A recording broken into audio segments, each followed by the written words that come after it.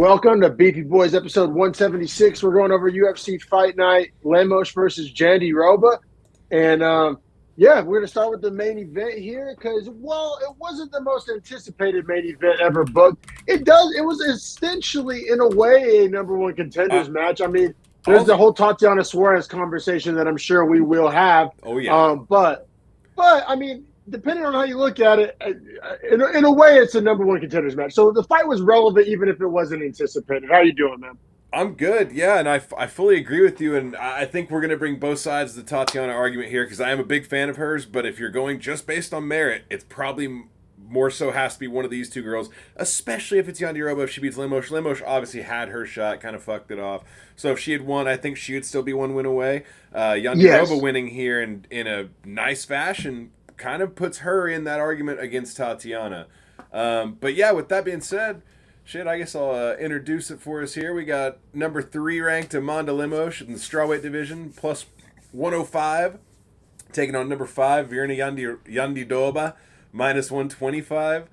I had a Lemos by decision ticket just because the value was nice. I think I ended up locking it in at plus 380. Yeah, so yeah, and I had a Lemos money line ticket at plus 110. So we got some value. I'll admit it. I was underestimated Jandiroba. I don't think this is the first time I've lost money betting against Jandiroba.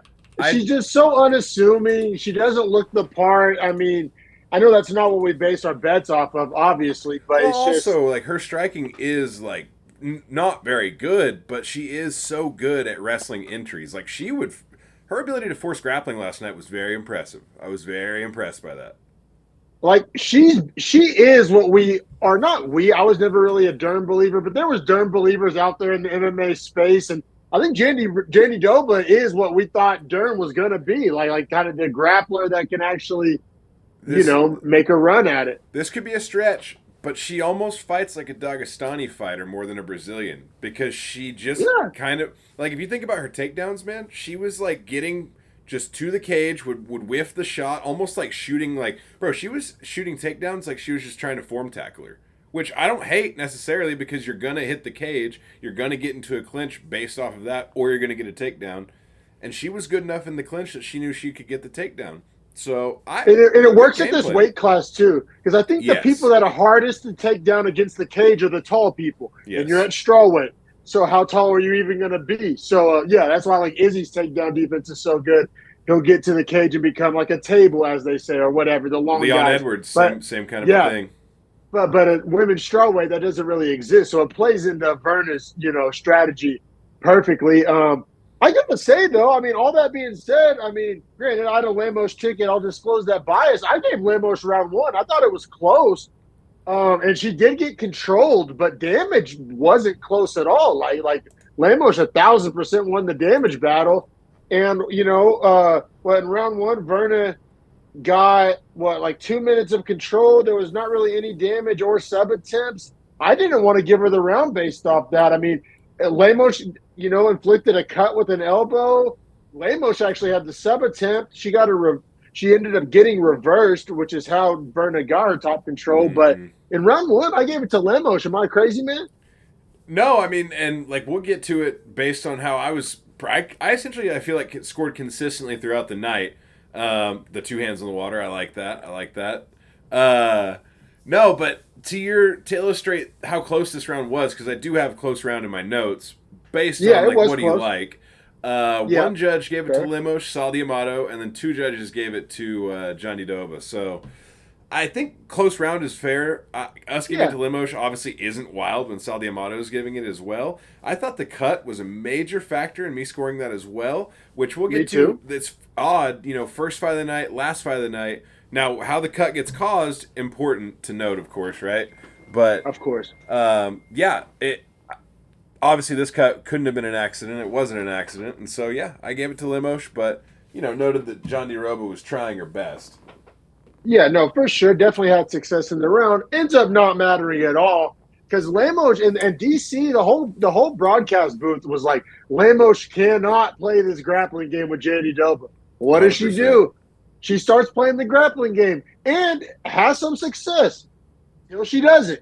like DC called it just perfectly because like Lemos, I think, got the takedown, was having some success, and then but just got into that realm, man, got it into Jandiroba's world, and it bit her in the ass. Yeah, it was really, really frustrating as a guy that had the Lemos decision because she kept allowing the engagements to happen, and she was like essentially like, okay, yeah, we can get in these scramble positions, and like I'll do my best in these 50-50 spots, and it's like Jandiroba was winning every single scramble position she would end up winning out. Yeah, So 1000%. I just thought after round one, the whole mindset would have been keep distance, circle out, get to the fence, circle off the cage, keep distance, leg kick, jab, keep distance. I thought it would have been completely backpedal and just try to poke damage. Yeah, that being said, the reason why we gave her round one was because of the elbow, which caused the cut, which came from a ground and pound position. So that is where, in theory, she had her most success. But I mean, broad stroke, I agree with you. In hindsight's 2020. But yeah, man, we get the second round armbar. It was kind of Jandiroba was threatening the rear naked choke, and Lemos was defending it well, and then she just switched over to that armbar, and it was a wrap. Yes, sir. Yeah. Also, that was a wrap on my ability to be green on the night. However, Yeah, one we were back both leg. riding this last one to break even. Basically, we both were riding our Lemos bets, needed those to break even. What Which I think I ended get up to, getting like 60% of my money back or so. So it wasn't a complete offer, but yeah, I think I hit 65%, something like that. But yeah, what's unfortunate is one result different, and I'm looking at like plus 12 units because of all the parlays. yeah. Shout out Jung Young Lee. But we'll get to that. But God damn, will yeah, we ever? but all right, now we got to spend a few minutes here. I don't want to go too deep on it, but we got to spend a few minutes on kind of Jandiroba Suarez, or as Chael would say, a battle in the media to see. Now, I think the reality of the situation is, I think the only person that has any leverage in this whole love triangle here, if you include Wei Lee, is Wei Lee. I mean, she's the champ. Yeah, I'm pretty goddamn sure that Dana's just going to ask her who she wants. yes, And and if I was her, I'd probably pick Jandiroba. I would definitely pick Jandiroba if I'm Zhang Weili. Although it is like, dude, she's weird. Like that is like, because at least with Suarez, you know that you're gonna get a girl that's like just dominant wrestler, and that's really all she's gonna do. Jandiroba has like that like kind of like parasitic grappler, which is so different. It's not explosive grappler, you know. Like you can't even let her grab your wrist because she's just gonna kind of worm her way, eat damage, and then eventually get to your back. Like it I hate that kind of grappling. It's Lee's been going for nothing but takedowns lately. So like, true. She has been wrestler. She has had her singlet on lately. and like that's not the way to fight Jandiroba. She's gonna have to channel old striker Whaley, I think. That's what I mean. Yeah, it's so I just feel like that's a stylistically like it's just a weird fight to say yes to, no matter who fights her, because she's just bro. She's not athletic, but if she was, she might be the best girl in the weight. It's so wild. Like her technique is not terrible as far as striking defense. It's not awful, but her grappling offense is wildly good. Yeah, top tier. She's like the grappler Alex Pereira. Like she finds a way to make one dimensional work. You know. I'll say it like this though. The way I see it is like based on merit and who's put in more work and who's climbed their way there and who's older and has less time to get this shot. It's Jandiroba. And I think rightfully she deserves it if we're going on merit. If we're going on hype and ability and ceiling, it's probably Suarez. The only kind of like counterpoint I'll make, because like broad stroke, I agree with you. Tatiana Suarez, dude, before the layoff, win over Grasso, which is better than any win Jandiroba has, including the one she got last night. Tatiana win Suarez, over Carlos Suarez, yeah, and that was 2018 Carlos Suarez. Bro, so she it's was like wrecking those girls too, like wrecking those girls in their fights. So that's what I'm saying. Like that factors into the merit debate. I don't think you can have full recency bias. Yeah, but that's I agree and disagree because 6 years ago, right? Because like Connor 6 years ago, not the best example, 8 years ago, but when he came back to fight Poirier 6 years from that point, you look at his record and it's like amazing, but it's also like 6 years and a major injury does change you. No, for sure. I will be interested to see how that unfolds. I don't have a huge dog in the race. Like I think there's kind of pros and cons to either matchup. I'm a big Tatiana guy. I did pick her as my champion for strawweight at the end of the year, so yeah, I do have I a think little I did riding too. on it. Yeah, well, and like basically, I want what Wei Lee wants because Wei Lee is one of the few like women's fighters that like actually is like a legit like legend champion. Like, so I want whatever Wei Lee wants. Or whatever can happen the soonest. Like that belt needs to be fought for. I honestly thought that belt would be fought for in September because I thought they'd make Tatiana fight Wei Lee because she's Tatiana Suarez. Mexican Independence Day sounds right to me. Yeah, yeah, and, maybe I could say. It wouldn't shock me if they added that one kind of late. And it makes sense to happen for the fight to happen sooner. Like Jandiroba didn't take a lot of damage, but she did get cut. That's it. It's going to be like a 90-day suspension or whatever just for the cut automatically. So I think if we're talking about like what can get this division rolling the fastest, it probably is the Tatiana Suarez fight. Yeah, and Dana said he's going to add, I believe, one more fight to the Sphere card, but he said it's going to be 10 fights. He's not doing that 11, 12, 13 fight thing. Which I think is so funny. When he wants to go all out for a card, he limits the number of fights, but he'll give me a fight night with 14 fights. Like, bro, quantity is not quality, and that he clearly understands that. You know what, though? The reason, I guess, I don't want to, suck Dana off too hard, but he is at least giving his guys fights. Like you hear these Bellator and PFL fighters, like true, we literally like cannot get a fight. Like we have a contract, it's not being honored. Like at least Dana's getting his guys fights.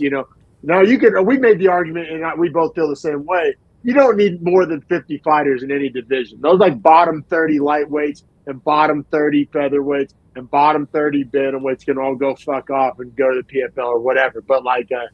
Yeah, the divisions that have 80, 90 fighters in them, I think that's where it gets like that clogged. I think that's where we're getting a lot of these bullshit card fillers. I'm telling you, man, we are, and we should probably write a letter. We'll keep pushing the next fight after this, but we should probably write a letter to UFC brass.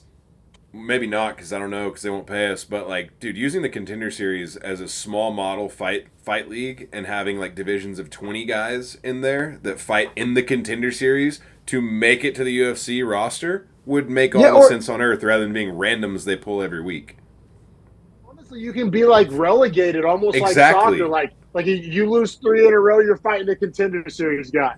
Like, and it would be good for both because if you aren't like we've all seen like the guys like what was it, Brad Katona went like 3-2 and got cut, but was still UFC caliber, but got cut because he had some L's. Like it'd be perfect for guys like that to prove that they're UFC caliber, like the Kurt Holobaugh of the world. Guys exactly like that. What it is. But then also these Contender Series guys aren't fighting other like it's an actual litmus test. You know what I'm saying? Like if we see a Contender Series guy fight a Brad Katona or a Kurt Holobaugh, we know what that means. When we see a Contender Series guy starch another Contender Series guy, it's like this guy could be Peyton Talbot or he could be Kanon Kruschewsky. Like I have no way to fucking juxtapose it because it's it's Dana White on Dana White Contender Series. So, yeah, I like our idea of relegation. I mean, that's $1 million idea. Do it like baseball. Exactly. You do injury rehabs, like a guy coming back off a bad injury, just like baseball. So Clayton Kershaw down to the minors coming off an injury. It's a great idea. It would work so much better than having 90 fucking lightweights. But that being said, we can keep it pushing because grab some soap and a Wilson because I'm about to ball wash. Yes, sir. Ball wash on Steve and ourselves for the bet. No, for sure. Definitely going to shine our own wheels because this is the only thing that kept me from getting fucking blanked, and I put 2 units on it. So, yeah, that's nice. On a week where we're not in the green, got to puff out your chest when you can. We got Steve Garcia here taking on Sungwoo Choi. Finished at minus 155. We had him on a parlay at minus 160. Doesn't end up cashing, but we both had him by KO at plus 105. I think I had 2 units. Did you have 2 units as well? Yeah, oh yeah. Let's go. This was my bet of the week. Was Garcia to get the KO here? It was pretty much the one fight we talked about. I said this and Maverick was the most matchup like based bets I had this week, where like their matchup is just way too good for them this week. And I thought that was clear in both fights. It was. And those are the 2 that we made YouTube shorts about. So shout out to everybody that checked those out. The numbers did good this week. Appreciate the support. But winners, I like that. That wouldn't have been a terrible 2-leg either. No, it would not have. No, for sure, brother. And then, So, I mean, we thought Steve Garcia was going to get the KO. We thought he was going to get the KO early. And he did, man. I mean, Sungwoo Choi just can't help himself but just to just get in these dogfights, dude. And It's what he yeah, does. That's why I bet him to get knocked out is because Steve yeah, Garcia is more technical, throws with power. This is his fourth TKO stop in a row now. Like we got to put some respect on yes. it. He did get a bonus. Shout out to him. So did Lemos. Didn't say that. Oh, you mean Jandiroba? Jandiroba. Yeah, not Lemos. Yeah, Lemos got fucking tapped out. Brutally tapped out with an armbar. We didn't say the finish. But yeah, with Garcia, brutal KO, and it more so has to do with the fact that Choi likes to get into brawls, swings looping shots, and Garcia throws way straighter. And what do we see? Exactly that. I mean, Yeah, to a T. Like Mystic. if I could have dreamt about this fight in a dream, this is how I would have seen it. Yeah, this is like what our 2K simulator looked like. Or like, yeah, no, for sure, brother. That's exactly how my mind's eye envisioned this going down. Um, the left hook wobbled him. I think there was a second left hook that set him down. Brutal ground and pound, a minute and 36 seconds. Steve Garcia has some real power and has to be taken seriously. And I took him seriously in my power rankings. I moved him up to 29. I probably could have found a way to get him higher. Now, the guys he's knocked out have been pretty low level, so that's what makes it kind of hard to juxtapose here. I jumped him over David Onama. I have him behind Chepe Mariscal. Ooh, that's a fun fight. That's a fun fight. It's a really fun fight. I think Chepe may be a little more technical, but also doesn't have the same touch of death as Steve Garcia. Like, I have them right next to each other. Like, yes, I have Chepe above, but like, dude, I hate tied rankings. That just nothing grinds my gears like tied rankings. Yeah, so, especially when the UFC does that shit. Like, you have 8 and 8 and then 10, and you're like, what the fuck? Just make one of them 9. Who gives a shit? Yeah, what exactly? So I didn't want to be that guy. So yeah, I have Chepe above, but like, that's a no bet if they fight. Like, straight up. Like, I'm not. I will say this though: if Garcia gets a guy that's close to him in rankings in this next fight or slightly ahead of him, and he KOs that guy, full steam ahead on touch of death narrative. Will be moving him up very far in my power rankings. Will be putting a lot of respect on him. He's one fight away from a large jump, in my opinion. Exactly. Like, it's not his fault. He's anybody they're putting in there, locking him in the cage with. He's finishing them like early. Yeah. So. But I mean, like, look up some of the guys he's beaten, then we'll keep it pushing real quick. Because I want to shovel all the coal. I mean, he's earned it, but also like I fell for this before. You know what I mean? Like Ikram and Chase Hooper, Shailan Nurdembeke, Melquizael Costa, and Sungwoo Choi. No one made it past 6 minutes. Yeah, and like Chase Hooper, see that win's good because at least he proved he can beat a grappler. But Shailan, that's aging like shit. Melky's aging like shit. Sungwoo Choi's gonna age like shit. I doubt Sungwoo Choi goes on to have success after this. So, bro, and then the loss to Mahashate. He has a win over. Tough. You know what? You're gonna have to put him above Mariscal. He beat Mariscal by KO. In LFA. Yep, yes sir. By KO. Yes sir. Good call. Nice deep dive. But that's funny that I had those guys. All right, we might even be able to move him up higher then because all right. It's just like the Mahashate loss is what's holding him back for me. The Luis Pena loss, I don't hate the crazy Bob Ross loss in 2020 in your debut. I don't hate it. I really don't. No, he was so young. And then what about Nate? Would you jump him over Nate Landwehr? 35-year-old Nate Landwehr? I don't know. Tough. See, I have problems with it. Like, I'm okay with where he is. It's just that, like, I think he might be putting it together. Like, he's 32 now. Like, he was... he was 27, was about to turn 28 whenever he was fighting Pena. So it's like, yeah, I think there's a lot for Mariscal as far as like he's maybe at his peak right now or close to it. But it's like he probably wins his next fight. Now I could see he's a big featherweight too, man. He's 6 foot. He's a big guy. I think there is like a fade line we're gonna have to watch out for with him, where like because he is 32, he is putting all these wins together.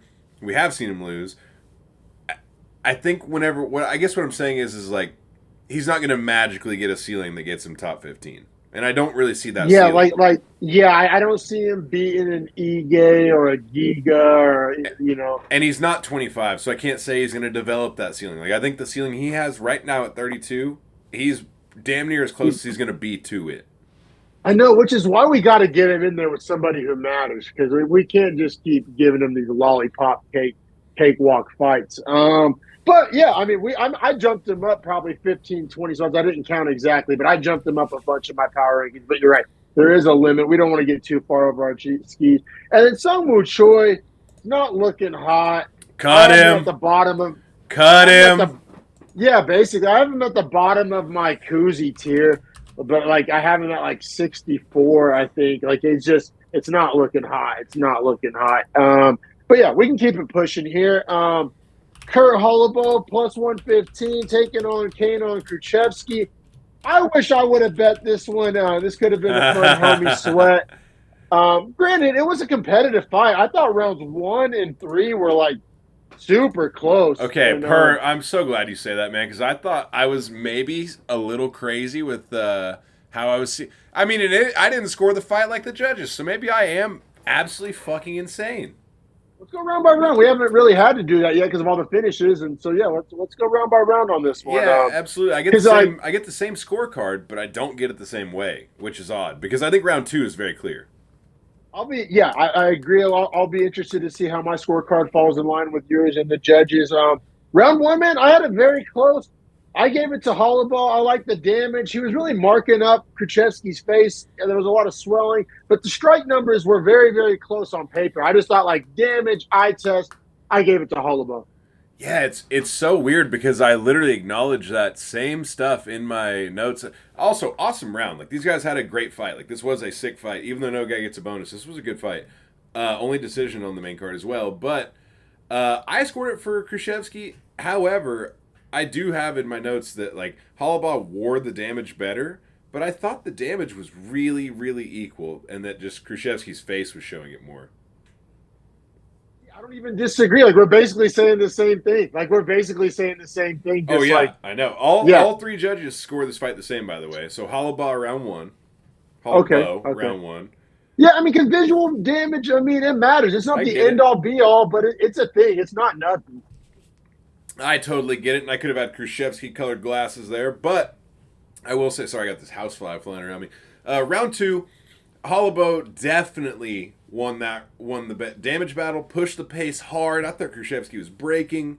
Kruschewsky also had the ninja choke attempt that was pretty goddamn close, and the ghillie attempt. Like, he was throwing shit up, but those are both, as we always talk about on this pod, pass or fail. Yes, sir. It doesn't leave damage, so you can't really score it. Yes, sir. So I have it 19-19 after 2. It sounds like you and the judges all have it 20-18 after 2. So you can see where I'm going with this is that the judges all score round 3 to Kruschewsky. I thought round 3 was an absolute coin flip. I gave it to Kruschewsky as well. I scored it to Holobaugh. Yeah, I mean, rounds 1 and 3 were very close. Like, I really don't think you're, like, insane here. Because Holobaugh gets the reversal and ends the round on top, which is optically, like, I get how you'd score the round for that guy, especially in a round 3. Kruschewsky, though, he got 2 takedowns and did some solid ground and pound with him. Yeah. Like, it wasn't. I actually liked the ground and pound. Yeah. So, I mean, rounds 1 and 3 were very, very close. I see it with the judges, but like I don't think they're like egregious or on. Well, I see where you're coming from. I still score it for I think the right guy to win this fight. Like I think Holobaugh won the fight overall, like just as a 15-minute overview. However, getting there, I didn't score it like anyone, but I'm glad that you agree 1 and 3 are very close rounds. I'm just surprised all 3 judges scored identically. Yeah, and then as far as both, I literally think both of these guys are cans. Like, I don't think one guy elevates or, like, they're both low-end koozies maybe might be more accurate than actual can because can at lightweight is really bad. But, yeah, I mean, low-end, it's can. It's can. Especially Kruschewsky. Like, he's 0-2. His first fight, he got starched. His second fight, he loses a decision to Holobaugh, who's no world beater. So it's just kind of out on Kruschewsky. He's tall. And then Cormier kept pointing out he just dangles his chin out there. Yeah. Like, he had his head super high. That was my biggest problem was striking defense head movement. Like, that combination of things. Because, like, dude, at 155, you got to move your damn head. Yeah, you got to. Those guys are way too good. Those guys will rip I don't really your have much more to off, say man. on that one. Like, Holobaugh's a tough son of a bitch, but it's just like at 37, where he's at, the kind of guys he's barely scraping by. It's like I don't know, man. Get your bread. Get your bread. Congrats on winning tough. Get your bread. Whatever. Cash a check. Like I ain't That's mad at you, but it's just like it is what it is. he's sliding more towards like the legend divisions of fight or like koozie tier fights only. But yeah, let's keep it pushing. I say we keep it pushing, man. Because honestly, up next we do have a ranked fight. We have number 14. That's crazy to say. Number 14, Cody Durden, the underdog, plus 105, taking on Bruno Silva, minus 125 in the flyweight division. We both like Durden. And damn, I'm going to pull out a spoon and maybe eat some shit pie here because... No, I'm not. Because our technical, reasons for, Durden was... I guess I have a way. Let me just get to it. I'll take my broad stroke, my interpretation of this fight. We have a crazy epic comeback that happened. Reminds me of that Matt Schnell, Sumudarji fight. No, not exactly, but just comebacks, flyweights, whatever. But what I'm getting at is... You're right. Going back over my notes, yeah, it was a better performance from Durden with Silva just landing a massive uppercut. And a broad stroke takeaway from this fight, and maybe it was Durden colored glasses. Granted, we didn't actually bet this, so I picked it on verdict, but I didn't really have any skin on the game. So I don't think I'm being very biased when I say this. My interpretation, and I'm saying this as an athlete who's done this, he was the 49, or he's Kyle Shanahan in a Super Bowl, bro. He has the lead, he starts cruising, takes his eye off the ball, and he fumbles it away. I'm wearing a Niners hat. He pulled the classic Kyle Shanahan. Durden was cruising. Durden was doing whatever he wanted to do. Durden was you can Loki say dominating this fight. He took his eye off the ball. He got cocky. He abandoned the game plan. I fully. This is a Durden, Jalen Turner level fumble.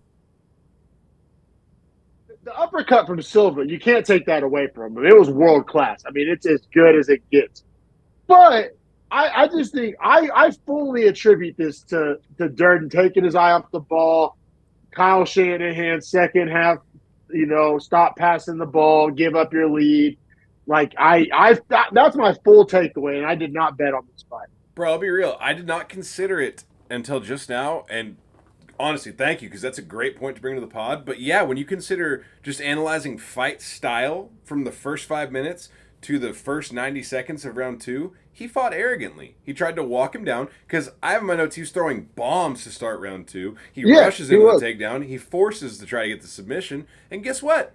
Silva escapes the submission and immediately lands the uppercut when Durden is probably still getting up and headhunting. Yeah, and just Durden was not showing him respect. Right, Durden that's the thing. Yeah. He showed disrespect for too long. He didn't get him out of there in the time limit. You know what I mean? You can only be disrespectful for so long. Because he was winning, but he wasn't winning enough, and he hadn't done enough damage to Silva to where you can style like that. And Durden, that's not his game anyway. He's not a styling. He's no Anderson Silva. He's a grinder. Right. So it was just the recipe of disaster, the perfect storm. A guy who doesn't have a flashy style started trying to let his dick swing and got caught. Now, that doesn't take away from Silva because he weathered the adversity, stayed focused, didn't lose his focus, didn't quit on himself, and lands one of the best uppercuts you'll ever see. Especially if you're making a flyweight only highlight reel, this makes it. I'm talking all time.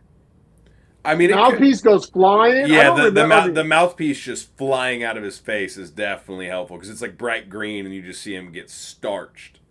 Aesthetically, I mean, the Steve Erceg knockouts up there. It's up there with the best flyweight knockouts I've ever seen in my life, straight up. Erceg, and then who else knocked out Matt Schnell like that? Where it was just it's always Matt Schnell. I know someone else just fucking brutally starched him. I cannot remember who it was. Was that Sumudarji? No, he came back on Sumudarji. Yeah, that comeback is crazy too, though. But but regardless, I'm just making a point. I mean, top 10 flyweight knockout of all time. I think it's fair to say, without going full MMA on point here. But and then to talk fallout here, I moved Bruno Silva up to 14 in my rankings, fittingly so. Granted, my rankings are different than the UFC's, but that's how it worked out. He beat 14. He's 14th best guy in my book. And I dropped Durden down to 18. So I don't think Durden, like I said, I thought he performed really well, but he took his eye off the ball. I don't think it's the only time he's ever done that either. He kind of be doing that. He's kind of got some Jalen Turner in him. Yeah, that's exactly who I like to compare him to. Is like, bro, he's good. He's well rounded. He's technically solid. But goddamn, the focus, man. Yeah, the focus. Yeah, 1,000% agree. I mean, I don't have too much more to add to that. I mean, after the uppercut, there were some brutal ground and pound elbows. They Oh were my talking shit god. all week. Like that, this fight was aggressive as fuck. Like this fight was awesome. I saw somebody on X float fight of the year, and it was one of those things. My knee jerk reaction was to be like, "Oh hell no!" But I was trying to think of 2024 fights. See, 2024 has been the year of highlight finishes, not necessarily Yeah, epic fights. because Like we Gaethje haven't. Holloway is not a great fight. And then the Pereira finishes, like, but we haven't really had many great fights. So, like, knee jerk. Drickish Sean was a great fight. Yeah, no, for sure. I just, like, off the knee jerk, I couldn't immediately think of something to shoot it down with. Like, I wanted to, but I was like, There you go. I'm saying it's probably up there. Maybe it's a finalist on Prime Cuts. I could see it being up there, but I do have Drickus and Sean being.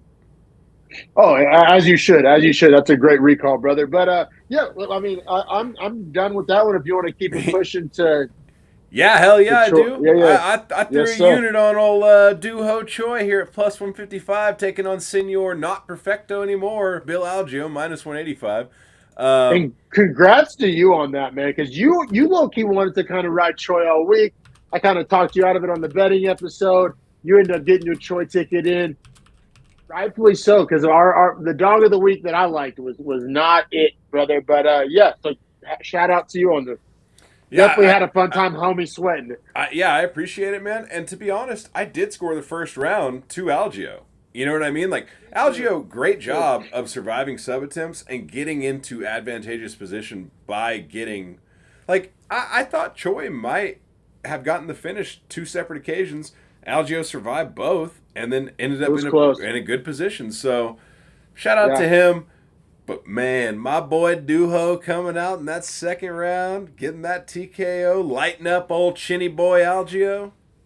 I gotta say though that the spinning back elbow that Algeo landed in round 1 was pretty fucking sweet. Very gnarly. And like basically gave him the round for me. Without that elbow, I may have given it to Choi for all the sub attempts. But like that elbow, like won the damage battle, like was the most impactful moment of the round. That's a good point. I basically gave him the round off that elbow. But yeah, you're right. Your boy Choi comes out and 2 finally stops jumping gillies. It was literally like a Dustin Poirier from Wish out there. Dude, yeah. I was like begging him to stop because it wasn't even like that's what Algeo wants you to do is let him to get on top of you or fight this super far distance striking bullshit fight. Like he wants one of those 2 things. That's how he fights. That's what he wants to do. No, for sure, man. Round 2, that left hook. Also, Algeo totally quit, right? I mean, that was wild. Bro, he basically tapped from strikes, right? Like, isn't that what happened? It was the weirdest thing. Like, he ate the, like, hard left hook right into his eyeball. Like, right into his eyeball. And then, like, looked at him and pointed at, like, did him one of these. Like, you know what you did? Like, he was like, you know what you did? Like, you poked me in the eye. And Duho Choi was like, I socked your eye out, and I'm going to sock you out more. And then immediately the ref was like, well, he's not fighting back. I got to stop it. I thought it was all correct. Yeah, I didn't even interpret the whole eye poke thing. Maybe that is what he was doing. I thought he was trying to signal to the ref, like, save my fucking nutsack. That's what I think he was trying to do. Was like, hey, he eye poked me, but it was like he clearly just like punched you square in your face. Yeah, and then that's a bad sign for Algeo. I mean, I'm pretty sure that dropped him to a 500 record in the UFC, and like, if you're basically quitting, like, it's a bad look. You're aging, you're quitting, you're losing, you're getting finished. You called the Algeo fade at the right time, man. I think his best days are behind him. I agree with you. There's another fade that I ended up betting against that we're coming up on soon that will continue to fade. It will be a hard. Are you talking about your road to UFC fade strategy moving forward? I gotta ride it with you. And hey, brother, I'll die on the cross for this one. This was all on me. My bad, bro. I was all in on Jung Young Lee, man. Vegas was too at minus 190. That's what we got him at, minus 190. This fight blew up. 3 parlays of yours, 2 parlays of mine that would have hit and put us hella in the green. I was so bullish on Lee. I said, I'm wearing it. I'm owning it. spoonful of shit. But yeah, taking on the undefeated Hyder Amil plus 160. Now, I'll die on the cross, die on the hill. But here's what I'm gonna say, bro. Here's what I'm gonna say. I still don't know if we learned anything about either of these guys from this fight. I couldn't agree more, like, bro. This is a 1 in 20 way this fight goes. Like if this fight happens 20 times, this happens once in the 20 times. Yes. Like it was literally a backyard, like we always say, like near the dumpster at Buffalo Wild Wings type of fight. Like zero strategy, zero technique.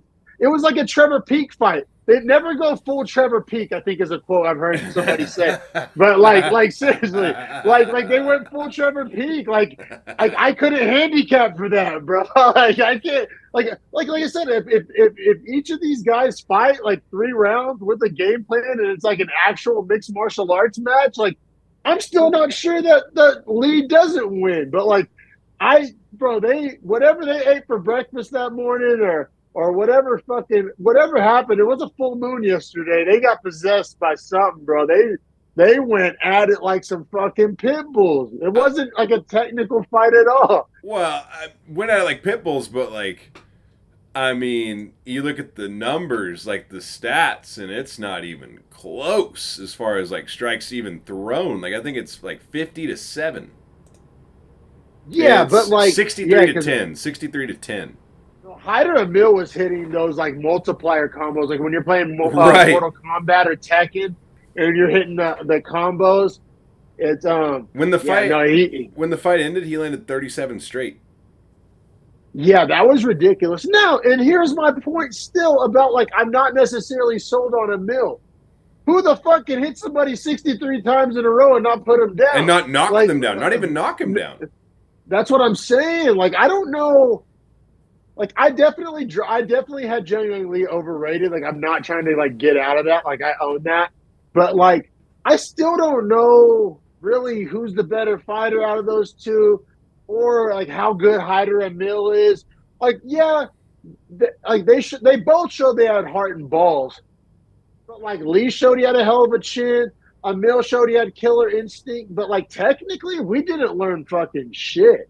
Well, I saw, and it might have been you that retweeted it, but there was some MMA pundit that posted essentially about how the road to UFC is done to galvanize Chinese viewership for UFC ratings, and that their actual regional market of fighters isn't quality to be on the UFC's roster. However, they give them the outlet to get there that way. Yeah, and he was saying like part of the road to UFC being created because they kept having East Asian fighters on the Contender Series, and they basically, besides Tatsuro Taira, all lost. Right. So like they couldn't get anybody to the UFC, so they created their own separate one, which is not producing the highest level guys. No, like I said, Zhang Yang Lee's young. I'm not giving him a pass. Like I said, I dropped him probably 15, 20 spots in my power ranking. But I mean, just that level of fight IQ has to be dropped a lot. You know what I mean? Exactly. But like I said, I'm not done on him. Like I still think if he takes his next fight more seriously, approaches it with like an actual game plan, like actually goes into it with a strategy. Like I still don't think like he's a can, and like he's not a world beater, but I don't think he's a can. He's really young. I'm not out on him yet, I guess is what I'm saying. Like I'm leaving that door open. I don't know if I'm more. It's like hard for me to say. Like, am I? Here's what I'm trying to say. Am I taking more steam out of Lee's train than I'm putting into Amil's? Because like, I don't really like Amil going forward as much as I don't like Lee. Like, I just don't think either of these guys are overall that good. Now, all right, let's talk power rankings real quick, because like I legitimately need to bounce some ideas off. I still have Zhang Yang Lee above Ricardo Ramos in my psycho. Fuck. With my road to UFC Asia fade, yeah. I mean, just because, like, dude, these guys. I mean, Blake Builder. What the fuck has that guy been doing? What about Alexander Hernandez? Ooh. I am out on Hernandez, and I said I'm not yet out on Lee. I'll say Lee's above him. No. As far as Hyder and Mill goes, I jumped him over C-Rod. Am I crazy? Yeah, see, I think C-Rod beats him. I don't love Amil. Like, if he's going to go out there and try to do that to C-Rod, there's no chance. There's no chance a technical striker will let him do that. Now, this is a good one, especially for the context of this episode. Hyder Amil above Bill Algeo. Is that fair at this point? Yes. But, like, Hyder Amil's 34. Like, he's not young either. Yeah, that's crazy. And he's so cringe. I've met, like, a million Hyder Amils. He said he's from the Bay Area, like, that type of, like, Bay Area Filipino dude that's, like, cool. It's so cringe, bro. It's some of my least favorite types of humans. I've met a lot of them. That's not a race thing. It's like, you hang out with these guys and tell me they're not tools, and I'll fucking hear you out. But, yeah, brother, man, yeah, I'm not the biggest Hyder Amil guy, but I guess give credit where it's due. I have them both in koozie tier. I think that's fair. I don't think either of them are proven that they're cans, but neither of them have proven that they're not cans. So, like, koozie tier for both. Yeah, I couldn't agree more. I could not agree more, man. Overall, main card, definitely better than the prelims. But don't let that stop you from checking out our prelim breakdown. Hey. But because we're the only show out there going over every single fight on every single card, even cards like this. Married to the game, baby. But yeah, that wraps up our main card breakdown. Check us out on X at Beefy Breakdown. We had a fun weekend on X, so during the fights, that's where we're live tweeting from. We got Instagram, Beefy Boys Breakdown, Facebook, Beefy Boys Breakdown. We're going to be right back in a moment to break down these prelims. Yes, sir. We'll be right back.